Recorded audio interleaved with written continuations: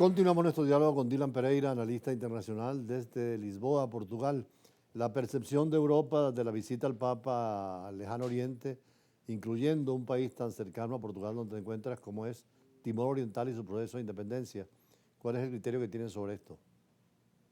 Es muy interesante, embajador, que este 45º viaje apostólico de Su Santidad Papa Francisco precisamente sucede en el marco del sudeste asiático, visitando países que no habían recibido una visita del máximo líder de la Iglesia Católica desde hace décadas, como el caso de Papúa Nueva Guinea, o precisamente el caso de Timor-Leste o Timor Oriental en español, que precisamente tiene un vínculo histórico muy arraigado con Portugal por su presencia durante la era colonial y en su proceso de independencia y de existencia como república. Y finalizando precisamente el día de hoy, donde en Singapur, donde el Papa Francisco participará durante 3 días de una serie de eventos, no solamente del ámbito político, que debemos recordar que el sumo pontífice no solamente es líder de la Iglesia Católica, sino también jefe de Estado de la Santa Sede y de la Ciudad del Vaticano. Y esto tiene una connotación importante en las relaciones diplomáticas que se tejen en torno al el viaje apostólico, pero también destacar el rol protagónico que le ha dado a los jóvenes en su santidad Papa Francisco, y precisamente lo declaraba desde la capital de Timor Oriental, la necesidad de los jóvenes de tomar acción para cambiar el mañana, y aludiendo precisamente a la necesidad de este diálogo interreligioso, de este diálogo ecuménico, donde de hecho firmaba precisamente la principal mezquita de Yakarta, en Indonesia, un memorando de entendimiento y de promoción del diálogo ecuménico con el Islam, pero también tomar acción en temas cruciales de la actualidad como el cambio climático, la era digital, y mantener y preservar precisamente este espíritu de los derechos humanos en la acción política, no solamente nacional, sino también exterior. En esa visita del Papa pudo ver las diferencias, influencias europeas, tanto con la presencia cristiana como con los idiomas. El caso de Guinea-Bissau, portugués, o de Timor Oriental, pero también situaciones muy particulares con la Guinea española o la Guinea francesa. Es decir, todavía quedan las marcas de la cultura europea y la presencia cristiana, pero dentro de un respeto nuevo de la Unión Europea sobre todo. Absolutamente. Y de hecho la actitud de la mayor parte de los países europeos, por no decir la unanimidad, ha sido precisamente reivindicar y honrar este pasado histórico, estos lazos coloniales que sin lugar a dudas tuvieron un periodo oscuro para la historia, pero que también aportaron un gran encuentro de cultura, un enriquecimiento de la escena política, social, cultural e idiosincrasia de las poblaciones, y que es importante reivindicar en un nuevo espíritu de cooperación al desarrollo, de reivindicación de la autodeterminación de los pueblos, que ha marcado precisamente el proceso de descolonización en casos particulares como el caso de Timor Oriental o de Guinea-Bissau, donde Portugal incluso mantiene una presencia muy importante en términos de cooperación al desarrollo, pero siempre orientado a este encuentro y a incentivar y rescatar aquellas cosas positivas y la riqueza que nos deja este legado histórico de unión y de lazos históricos. Cuando se habla de la Unión Europea es necesario referirse a la nueva Unión Europea, sobre todo después de las elecciones del Parlamento Europeo y a las crisis que han ocurrido con distintas tendencias de nacionalismos en algunos estados. ¿Cómo se ve la perspectiva del diagnóstico de la Unión Europea, creada en 1957, pero hoy en día, después de tantos años de existencia? Así es, embajador, y de hecho estamos en un momento crítico en la configuración del nuevo ciclo institucional europeo después de las elecciones al Parlamento Europeo, que tiene pleno estado,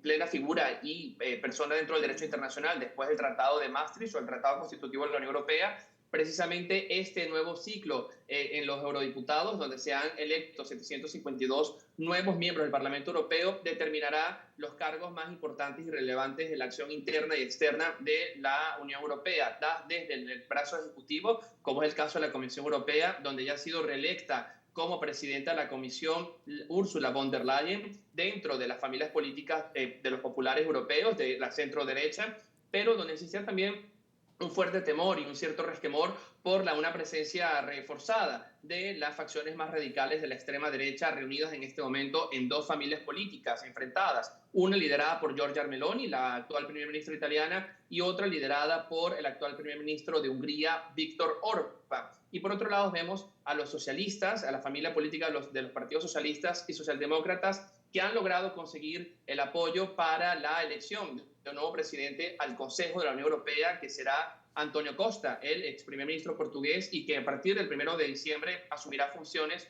como presidente del Consejo Europeo. Asimismo, otro cambio importante es precisamente el fin del periodo de Josep Borrell como alto representante para la política externa y de seguridad y defensa de la Unión Europea, quien será sustituido por la ex primer ministra de Estonia, Kaja Kallas, que tendrá además una fuerte orientación a reforzar la estructura de defensa europea, los mecanismos de financiación para una defensa conjunta en concordancia con lo previsto en los tratados de la OTAN, en los estándares militares de la OTAN, pero también, por otro lado, un tema económico arreciante. Precisamente este lunes se revelaba en Bruselas el esperado reporte del expresidente del Banco Central Europeo y político italiano Mario Draghi, donde hace un llamado de alerta a la Unión Europea para reivindicar no solamente su competitividad, para aumentar su influencia geopolítica en el mundo, sino un llamado muy concreto de aumentar el gasto público de las instituciones europeas en más de 800.000 millones de euros anuales para reactivar el proceso industrial europeo. Tú has sido alumno nuestro en la Academia Diplomática Euroamericana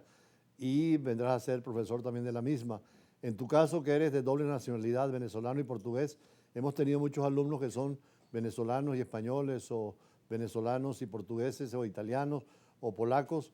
Puedes entrar al servicio diplomático ya sea en Venezuela, en Portugal o también en el servicio diplomático de la Unión Europea.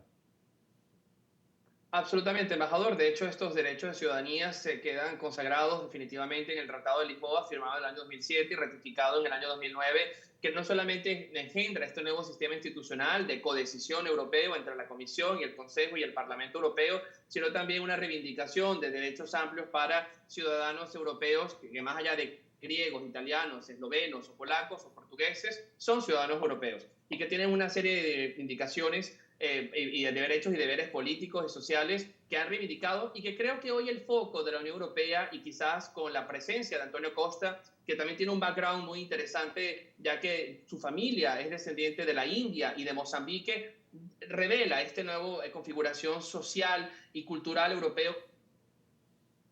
que es mucho más amplia, mucho más diverso, y que es necesario que esté presente en la representación parlamentaria, pero también política y diplomática de la acción exterior europea. El último minuto podría ser diplomático, entonces, tú que aspiras a ser diplomático de Venezuela, de Portugal o del Servicio Especial de la Unión Europea, que es para los 27 países. Así es, embajador, sería un honor, naturalmente, servir a mi país, Venezuela, pero también contribuir con la diplomacia exterior portuguesa y europea, que, como usted bien dice, embajador, dentro, y de hecho en Caracas es un ejemplo de ello. No solamente existen embajadas de los 27 miembros, de los Estados miembros de la Unión Europea, sino una delegación de la Unión Europea, estableciéndose así un servicio exterior europeo manejado por el Servicio de Acción Exterior y encabezado precisamente por la figura del alto representante, que en este momento es Josep Borrell y que en noviembre será Kaja Kallas. Gracias a Dylan Pereira, analista internacional. Pronto va a estar en Venezuela, ha hecho una serie de estudios en Europa y nosotros seguiremos con actividades de la diplomacia venezolana aquí en Caracas dentro de esos encuentros que son fundamentales con los diplomáticos y con la intelectualidad venezolana. Ya regresamos.